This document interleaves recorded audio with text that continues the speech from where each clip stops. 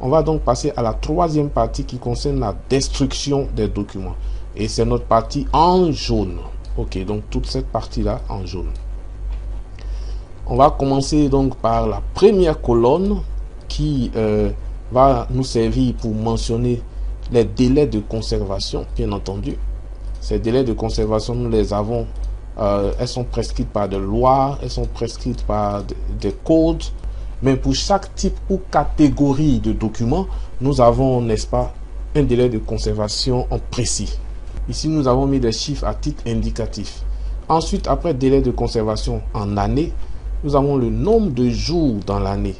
Vu que les délais de conservation sont exprimés en année, nous avons trouvé utile de mettre ici une colonne nombre de jours dans l'année pour nous permettre de faire nos calculs et trouver la date d'échéance. Et donc ici, vous avez nombre de jours dans l'année, 365 jours. Et ces 365 vont être répétés dans toutes les cellules de la colonne. Ensuite, nous avons date de départ.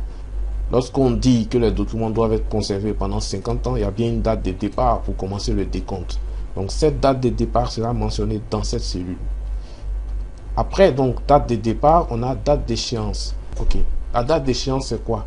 En fait, c'est simple. C'est la date à laquelle le délai de conservation en année arrive à échéance. Et donc ici, cette date ne sera pas mentionnée par nous de façon manuelle, mais on va permettre à cette date de s'enregistrer de façon automatique à travers une formule. Le calcul, ça sera donc délai de conservation en année multiplié par nombre de jours dans l'année, 365 donc, plus la date de départ, et le résultat sera renseigné automatiquement dans cette colonne. On peut faire le calcul ensemble. Essayons. Double-clic.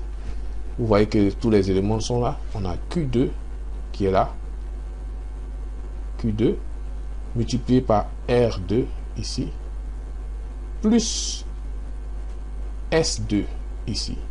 Qui nous donne le résultat dans cette cellule. 26 premier mois 2066, si on conserve bien entendu pendant 50 ans.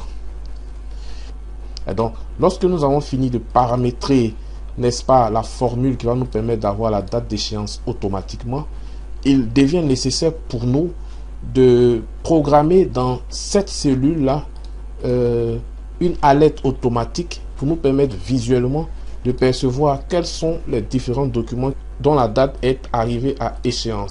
Et pour le faire, c'est simple aussi. Nous allons dans mise en forme conditionnelle, règles de mise en forme des cellules.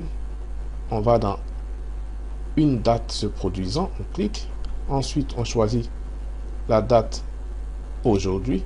Mettre en forme les cellules dont la date correspond à aujourd'hui. Vous voyez?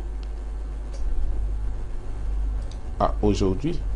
Remplissage rouge clair avec texte rouge foncé. Ça, c'est le choix de couleur. Vous pouvez choisir la couleur que vous voulez. Et ensuite, on marque OK. Donc ici, on a la date du 26 1er 2066.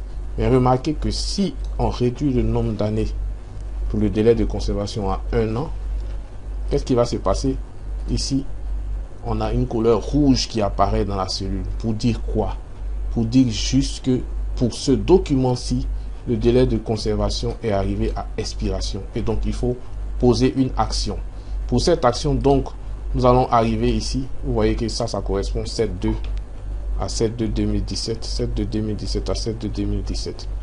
Et donc, pour l'opération donc qui doit se mener lorsque le délai du document est arrivé à échéance, on va avoir recours au champ suivant, à la colonne suivante qui est sort final, dans laquelle nous avons mis une liste déroulante, destruction, conservation définitive, report de date. Et cette liste déroulante donc va nous permettre d'appliquer ce qu'on doit faire.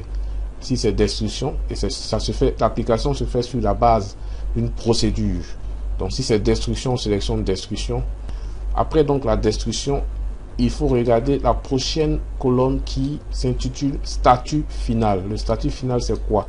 Lorsqu'on a décidé dans la colonne qui précède qu'on va détruire le document, on applique la destruction, et lorsqu'on a fini de détruire le document, on mentionne ici réaliser, c'est tout.